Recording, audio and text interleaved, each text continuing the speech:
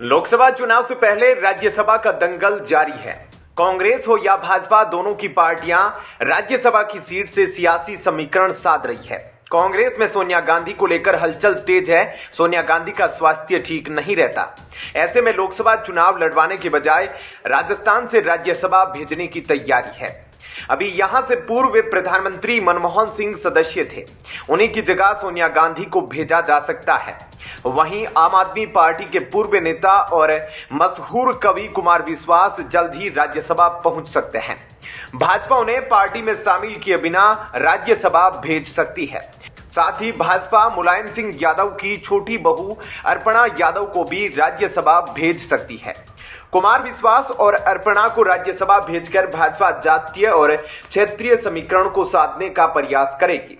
बता दें कि यूपी में राज्यसभा की 10 सीटों पर 27 फरवरी को चुनाव होना है। 10 सीटों पर होने वाले चुनाव में 9 सदस्य भाजपा के हैं। हालांकि विधानसभा में विधायकों की संख्या को देखते हुए बीजेपी के 7 सदस्य ही राज्यसभा पहुंच सकते हैं।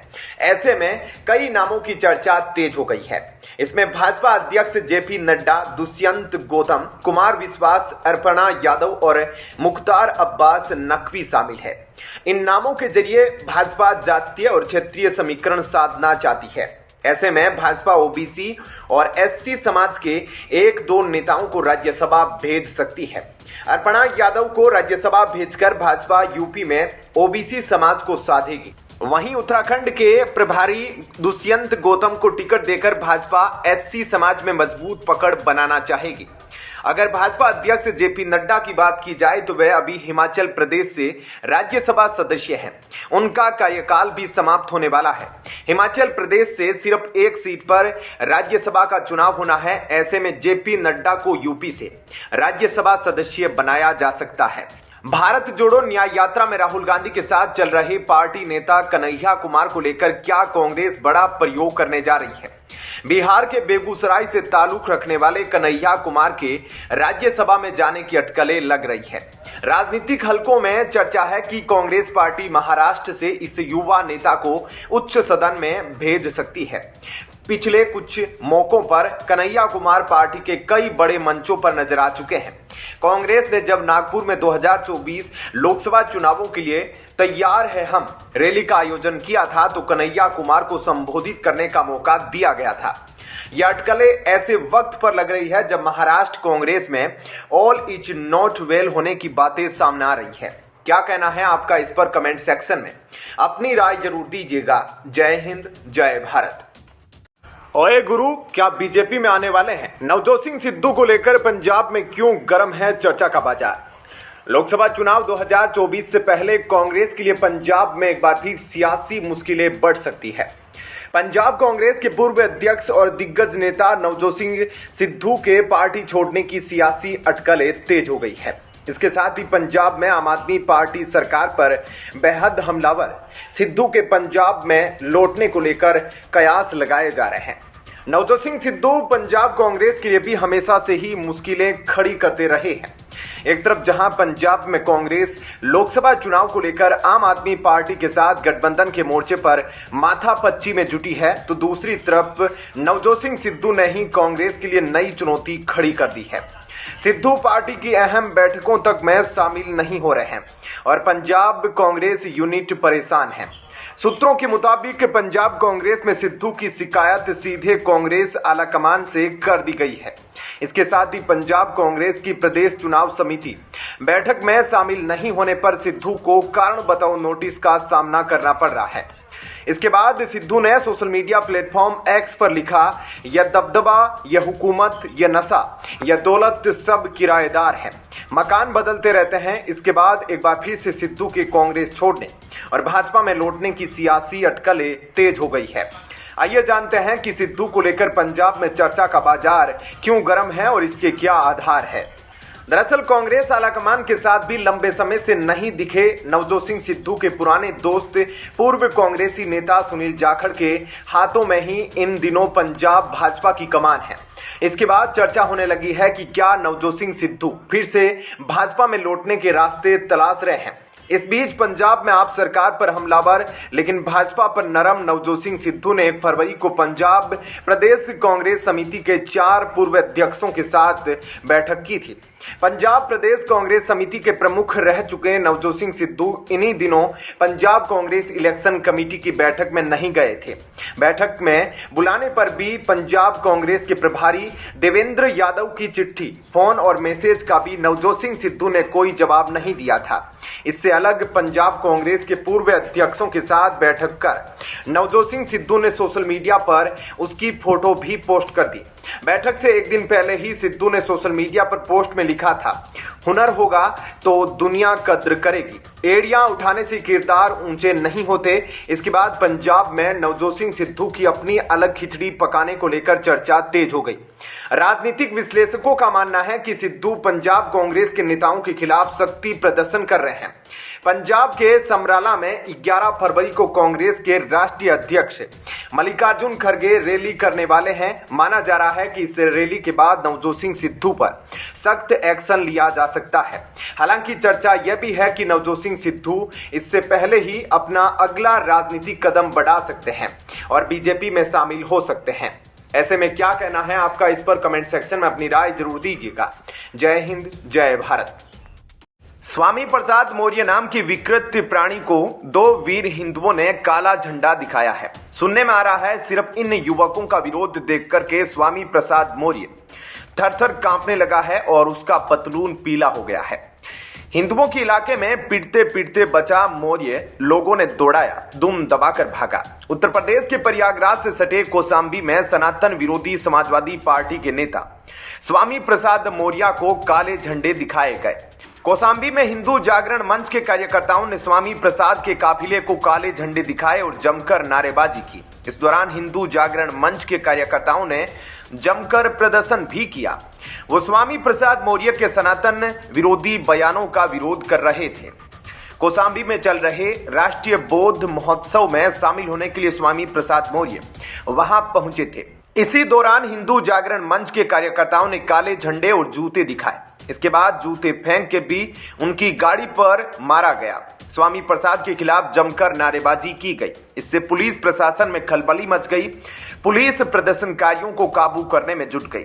इसी दौरान कुछ लोगों ने पूर्व मंत्री के काफिले में शामिल सिराथू की सपा विधायक प्रतिनिधि की फॉर्च्यूनर गाड़ी पर डीजल फेंक दिया। पुलिस ने इस मामले में मंच के 2 कार्यकर्ताओं को हिरासत में ले लिया। बता दें कि स्वामी प्रसाद मौर्य अक्सर सनातन विरोधी बयान देते रहे हैं। उन्होंने रामलला की प्राण प्रतिष्ठा के समय भी सनातन विरोधी बयान देते हुए रामचरितमानस को बकवास बताया था।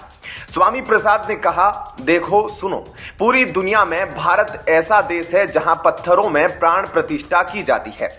हमारे समाजवादी पार्टी के प्रवक्ता है भाटी जी, जिन्होंने कहा कि संत जी वो तो अच्छा है, अपने परिवार में मरने वाले लोगों की जनवासे होती है, उसमें भी प्राण प्रतिष्ठा कर दो, हमेशा जिंदा करेंगे, फिर मरेंगे ही नहीं, अमर हो जाएंगे। कौशाम्बी जिले के मंझनपुर के सीओ अभिषेक सिंह ने बताया कि सपा नेता स्वामी प्रसाद मौर्य मंझरपुर थाना इलाके में आयोजित राष्ट्रीय बौद्ध महोत्सव में हिस्सा लेने के लिए पहुंचे थे, तभी यह घटना हुई। यहां हिंदू जागरण मंच के कार्यकर्ताओं ने प्रदर्शन करते हुए सपा नेता स्वामी प्रसाद मौर्य का विरोध किया और काफिले पर घेराव कर काला कपड़ा भी दिखाया। इस मामले में समाजवादी पार्टी की प्रतिक्रिया भी सामने आई है। सपा ने एक्स पर लिखा, कौशाम्बी में सपा के वरिष्ठ नेता एवं एमएलसी श्री स्वामी प्रसाद मौर्य जी की गाड़ी पर सत्ता संरक्षित गुंडों द्वारा हमला अत्यंत निंदनीय। पिछड़ा विरोधी इस भाजपा सरकार में निरंतर पिछड़ों पर हो रहा आघात शर्मनाक। मामले की जांच कराए सरकार, आरोपियों के विरुद्ध हो सख्त से सख्त कार्रवाई। स्वामी प्रसाद मौर्य की भी इस मामले में प्रतिक्रिया सामने आई है। हर बार की तरह यहां भी उन्होंने विक्टिम कार्ड ही खेला। स्वामी प्रसाद मौर्य ने मीडिया से कहा, दलितों, गरीबों, पिछड़े वर्ग पर सदियों से हमला हो रहा है, लेकिन हमारी संस्कृति हमलावरों को माफ करने की भी है। मुझे उम्मीद है कि वे अराजकता का रास्ता छोड़ेंगे। उन्होंने कहा, जिसके दिल में काला है, जिसका दिल काला है, जिसका मन काला है, जिसका विचार काला है, वह काला झंडा लेकर तो आएगा ही।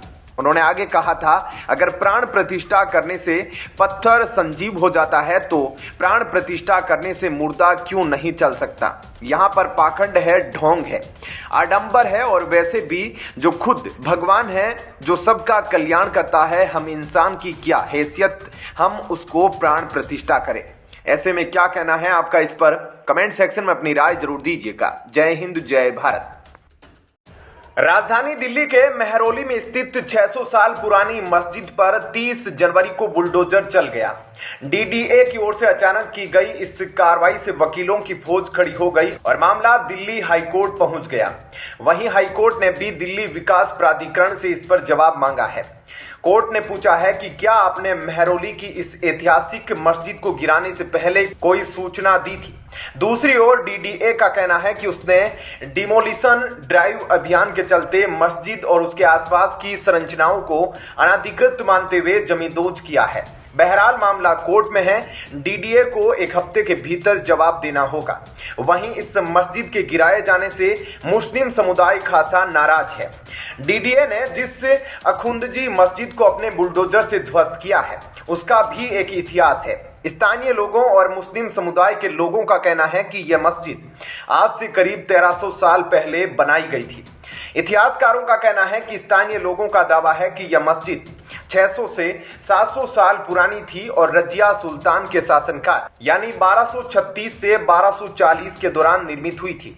इस मस्जिद का उल्लेख इतिहास में कम ही मिलता है, जिसके कारण इसकी सटीक उम्र और निर्माता को लेकर विवाद है।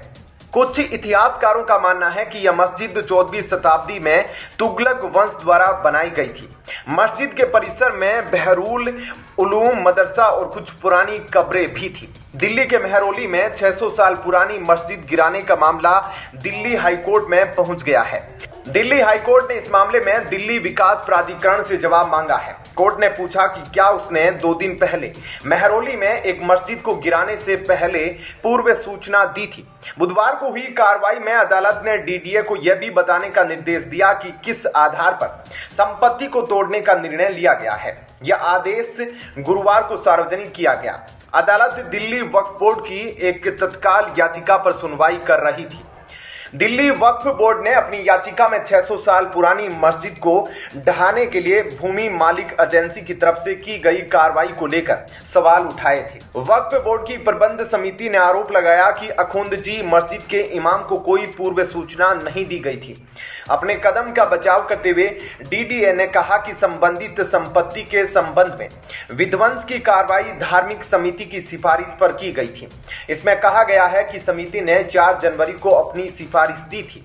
एजेंसी ने आगे दावा किया कि समिति अपने निष्कर्ष पर पहुंचने और पिछले महीने निर्णय लेने से पहले ही वक्फ बोर्ड के सीईओ को सुनवाई का मौका दे चुकी थी। इसने याचिकाकर्ता बोर्ड के इस रुख का विरोध किया कि एजेंसी की कार्रवाई अवैध थी। एक संक्षिप्त सुनवाई के बाद जस्टिस सचिन दत्ता ने डीडीए को 1 सप्ताह की अवधि के भीतर अपना जवाब दाखिल करने के लिए कहा है। इसमें स्पष्ट रूप से संबंधित संपत्ति के संबंध में की गई कार्रवाई और उसके आधार का विवरण दिया जाए। अदालत ने मामले को आगे की सुनवाई के लिए पोस्ट कर दिया। 12 फरवरी को यह अगली तारीख पर प्रबंध समिति के इस तर्क की जांच करने पर भी सहमत हुआ कि धार्मिक समिति के पास किसी भी विध्वंस कार्रवाई का आदेश देने का कोई अधिकार क्षेत्र नहीं है और सिफारिशों पर डीडीए की निर्भरता कानूनी नहीं है। ऐसे में क्या कहना है आपका इस पर कमेंट सेक्शन में अपनी राय जरूर दीजिएगा। जय हिंद, जय भारत। केजरीवाल के पास मनीष सिसोदिया और संजय सिंह की तरह किसी भी बात का जवाब नहीं है, लेकिन वो अपनी गिरफ्तारी को एक इवेंट बनाकर पेश करना चाह रहे थे। उसके जरिए हीरो बनना चाह रहे थे, परंतु ईडी ने उन्हें सीधे गिरफ्तार करने की बजाय अदालत का रुख किया है। अब केजरीवाल को कोर्ट में समझाना पड़ेगा कि ईडी का समन कैसे गैर कानूनी है। केजरीवाल ने एक बार बड़े अहंकारी रूप से विधानसभा में कहा था कि हम दिल्ली के मालिक हैं। केजरीवाल खुद को संविधान, कानून और जांच एजेंसियों से ऊपर समझते हैं। आज निजाम में केजरीवाल का परिचायक मिलता है जब वो 5 बार समन से भागते हैं। केजरीवाल का विश्वास निजाम में है, संविधान में नहीं। अब इसी बीच प्रवर्तन निदेशालय द्वारा बार बार भेजे जा रहे समन और उसे अनदेखा करना दिल्ली के मुख्यमंत्री अरविंद केजरीवाल की मुश्किलें बढ़ा सकता है। ईडी ने शनिवार को दिल्ली के राउज एवेन्यू कोर्ट का दरवाजा खटखटाया है। सीएम केजरीवाल की मुश्किलें बढ़ गई है। ईडी उनके खिलाफ कोर्ट पहुंच गई है। ईडी ने कोर्ट को बताया है कि केजरीवाल समन देने के बाद भी पेश नहीं हो रहे हैं। वो एक पब्लिक सर्वेंट है। कोर्ट 7 फरवरी को इस मामले में सुनवाई करेगा। शिकायत आईपीसी की धारा 174 कानूनी आदेश का पालन नहीं करना, धारा 63 उपधारा 4 पीएमएलए यानी ऐसा व्यक्ति जो जानबूझकर जारी किए गए किसी भी निर्देश की अवहेलना करता है, और धारा 50 समन करने की शक्तियों के तहत दर्ज की गई है। समन का पालन नहीं करने पर जब ईडी ने सीएम केजरीवाल के खिलाफ शिकायत दर्ज कराई तो बीजेपी के राष्ट्रीय प्रवक्ता शहजाद पूनावाला ने कहा वे जांच में शामिल होने से डरते हैं। केजरीवाल जब आरोप लगाते हैं तब भी भागते हैं और जब उन पर आरोप लगते हैं तब भी भागते हैं। यह इंडी गठबंधन का चरित्र बन गया है। लेकिन अब अरविंद केजरीवाल को जवाब देना होगा। आबकारी घोटाला मामले में ईडी ने 31 जनवरी को मुख्यमंत्री अरविंद केजरीवाल के पास 5वां समन भेजा। उन्हें 2 फरवरी को बुलाया गया, लेकिन वो पेश नहीं हुए।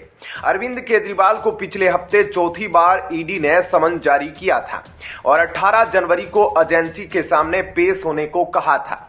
बता दें कि केजरीवाल ने इससे पहले 2 नवंबर और 21 दिसंबर और 3 जनवरी के 3 समन पर ईडी के सामने पेश होने से इनकार कर दिया था।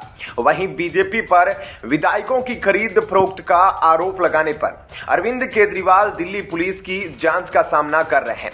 दिल्ली पुलिस की क्राइम ब्रांच की टीम एसीपी के नेतृत्व में कल फिर अरविंद केजरीवाल को नोटिस देने पहुंची। क्राइम ब्रांच की टीम शुक्रवार को भी अरविंद केजरीवाल के आवास पर नोटिस देने गई थी। तब केजरीवाल के अफसरों ने नोटिस लेना चाहा था, लेकिन दिल्ली पुलिस केजरीवाल को ही नोटिस देने की बात कहने लगी। इसके बाद दिल्ली पुलिस की टीम काफी देर तक इंतजार करती रही, लेकिन केजरीवाल नहीं मिले। इसके बाद पुलिस की टीम लौट गई थी। क्या कहना है आपका इस पर कमेंट सेक्शन में अपनी राय जरूर दीजिएगा। जय हिंद, जय भारत।